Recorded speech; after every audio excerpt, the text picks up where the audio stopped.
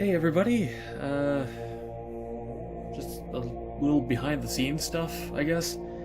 I'm working on the cold districts type that I bought a while ago, and I'm removing the seam lines. Unfortunately, you can probably tell from the shot, now the white's getting really blown out, but you might be able to see there, but the shadow, I kind of messed up a couple of the nub marks on the legs. Thankfully they're on the back, so it's not too bad, but yeah, I'm currently removing the seam lines on this thing because, wow, this is crusty.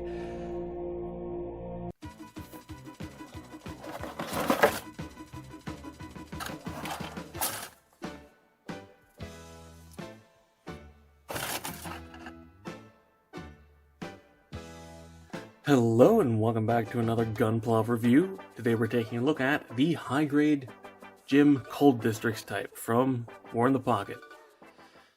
Alright, and getting into articulation. The head is on a ball joint. It's on the old polycap that has a hinge, but they got rid of the hinge with the sculpting, so yeah. It can also only turn about that far because the back hits the collar. You can kind of finagle it slightly further, but yeah. Not a lot of movement there. Shoulders are on pegs, and I mean pegs. Just coming straight off the torso, there's no hinge or anything there. The shoulder armor on this side's a little bit tight, but you can get about 90 degrees out to the side, a little bit under. There's a bicep rotation, a 90-ish degree elbow, which is serviceable, and the hands, as always, are on a ball joint. Also, these little thrusters can move slightly. I don't know if that's intentional or not, but it's there.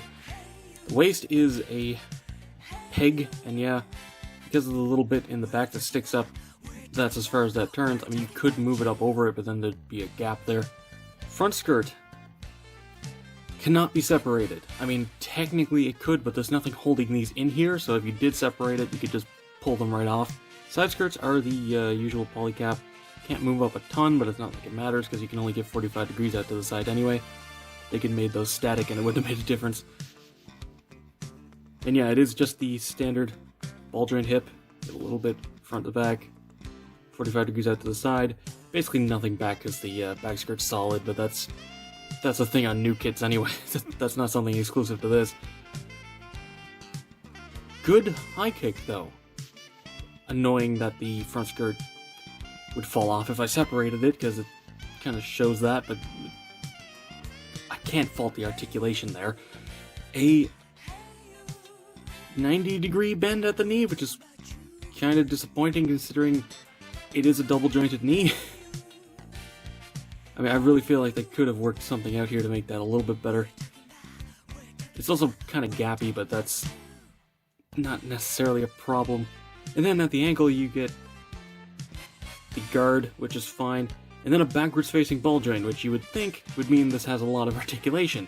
However, not that far either direction, and surprisingly, really surprisingly, considering they're using a ball joint that's going backwards, there's no ankle tilt, like, at all. I mean, it's serviceable, especially since the hips don't let you get much more of a out than that anyway, but like, if you're gonna design it that way, guys, have a cut here or something that it could fit in a bit deeper, like this.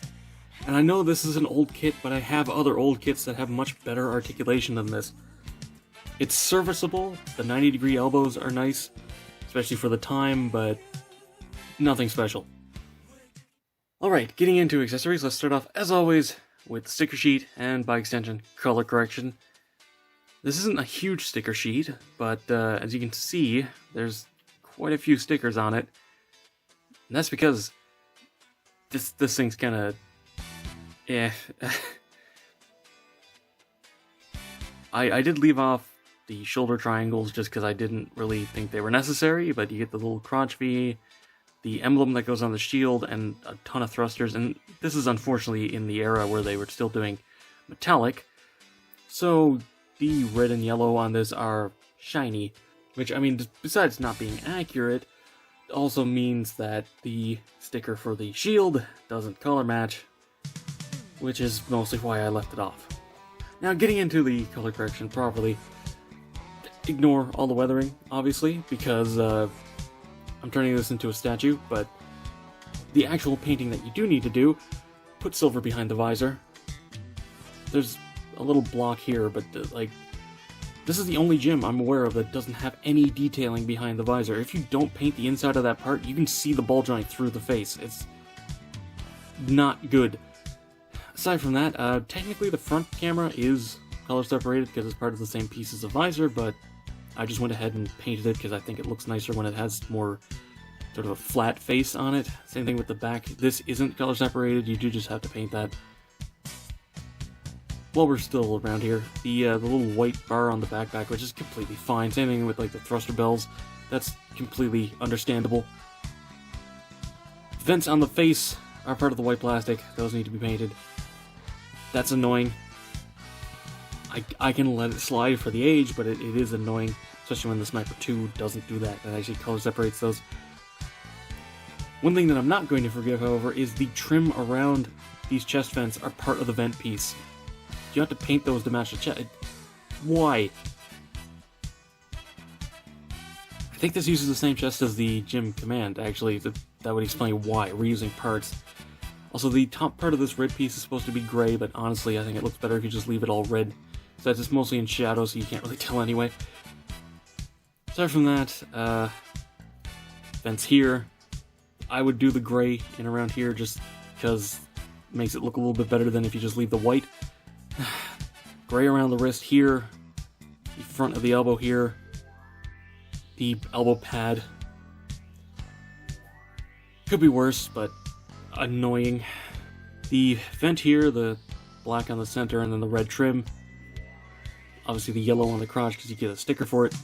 This, I think, is supposed to be red, but I think it looks better with black. The top of the thighs, as you saw earlier, is part of the white plastic, so that needs to be painted gray. The vents here, the little tiny one, and then those slide, the little cut thing, whatever you want to call that, and the gray here on the foot. There's one more piece of paint too, and that's the inside of the shield, which is the usual. I'm not surprised or annoyed by that. That's just a thing. That's most shields. You have to paint the inside of them. I can forgive that. In theory, the painting isn't that bad because it's mostly small things and fairly easy to do. However, to get it to this point, you have to remove seams on these, and up the side of the head and the top of the chest, and yeah, usual for the time, but just the engineering in this thing annoys me. There's a lot of little things that they really could have done better, but hey, it's an old kit, gotta be forgiving. Now, getting into accessories proper, you do get 4 hands. You get trigger finger for this side, splayed hand for this side, holding hand for this side, and a chopstick hand, which I didn't even bother cutting out. You have to paint the hand gray, you have to paint the beam pink. It's just, I'm never going to use it, so I didn't bother. Also, this does have a surprising amount of polycaps left over. I just wanted to point that out quickly. Not really important, but yeah. Then as for proper accessories, you do get the Sten gun, which you can't actually put in the hand without separating it. I mean, you kind of have to anyway, because the finger goes around like that. This is not a problem with the kit, it's just poor design on the actual mechanical designer's part. How is it supposed to hold this when this comes up there? It cannot hold this comfortably. You can sort of finagle it over. And I managed to scratch the paint here. I painted it to look like a scratch, but that's actually a genuine scratch from putting this over the paint. That's about the best you get. It's not a comfortable position for it to be holding it in. The shield is on a ball joint, thankfully, though you can actually get the holding hand to hold onto this if you want to spend 20 minutes trying to get it on without the back cap popping off. It just pegs onto the back of the arm in that obvious hole. Doesn't get in the way at all, though. It's nice. Oh, also, if you were thinking about, oh, I'll just use this beam saber, no you won't, you have to drill a hole. And as for a quick size comparison, I mean, it's gym-sized. It's not a very big kit. So, to wrap this review up, I didn't enjoy building this kit, but, objectively, I can't hate it. I expected to end this review a lot more critical than it ended up being, honestly. Like, this isn't a great kit, but it is an okay kit. It's serviceable. If you want a cold district type, this will do the job. I wouldn't say go out of your way to get it. I don't think it's that good, but put in a little bit of work and it comes out okay. If you really want a cold district type, it's not that bad. And that's all for this video. Thank you very much for watching. Be sure to let me know what you think down in the comments below. Subscribe and hit the bell to be alerted for future reviews.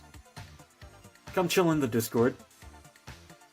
Follow me on Twitter, if that's even still around. And consider supporting me on Patreon so I can keep bringing you videos like this. And, as always, until next time, happy building.